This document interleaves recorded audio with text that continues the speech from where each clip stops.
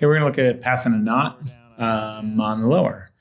So we're lowering down with the MPD. We want to make sure to connect those ropes, and we'll stop when that knot is a little ways away from the device, maybe a meter or so away. In this case, I've gone ahead and connected the ropes with Flemish bend, which seems fine. We'll make sure that thing's dressed and good to go. We can use a variety of other knots, but a Flemish bend is a good default position. I'm going to take my hands off the brake there, so I'll go ahead and lock that device. We should be good. This is a 3-rope operation, of course. I'm originally lowering on the black rope, and then I will transition over to that white rope. That's where I'm going to get my additional length for eventually. But I'm going to use that orange rope as my secondary system to transition onto. I'm putting on the prusik, which will be my rope grab.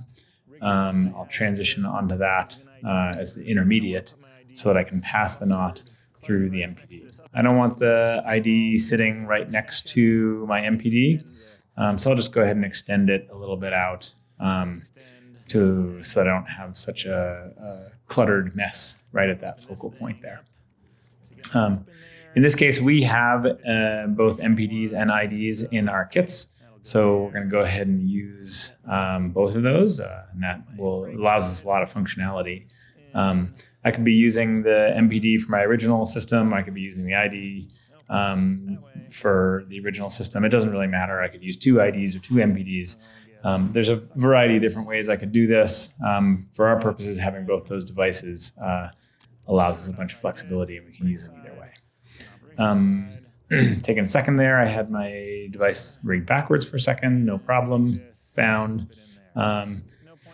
Make sure there's no additional slack in that, pull the knots in close, and then that prusik doesn't want to bite especially well, so I'm just going to go ahead and push it on down and see if I can get it to grab onto that black rope. It's a little bit hard to get the prusiks to grab on a rope that's already loaded, so I need to kind of shove it down and see if I can make that thing grab on the system.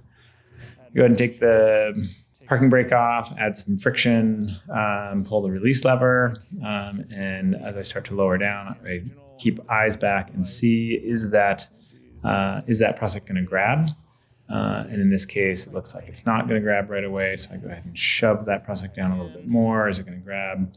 Still no, unfortunately, so I'm going to go down and give that thing an extra good shove onto the rope, pushing it down as far as I can. If I have another person to help me with that, to kind of push that down as one person is lowering and the other person is helping that prusik to engage, another hand really is helpful there. Finally, that prusik is grabbing, and so I've transitioned the tension onto the orange rope and onto the ID, which means that I've fully transitioned onto full strength, the independent system, so I can disconnect my MPD, pull the rope out of it, and move the knot around over onto the standing side of that device. Because the ID is hands-free there, I don't have to lock it or anything of the sort. Just get that thing, holding the tension. I've connected into the same focal point there, which I think is fine. An independent anchor is fine as well. But making sure that those devices are a little bit offset allows for a bit of better functionality. You can see I pulled the knot in close to the device there again. It doesn't have to be super close, but minimizing the amount of extra slack will, same as I did on the ID, will make sure that I minimize how far I have to go to retrieve my prusik at the end. And we'll see that in a second. I've locked my ID, and I'm ready to lower on the ID to transition to tension transfer back onto the original descent control device. So I'll lower down on my not passing system. As I lower down on the not passing system, it gets rid of the extra slack in there.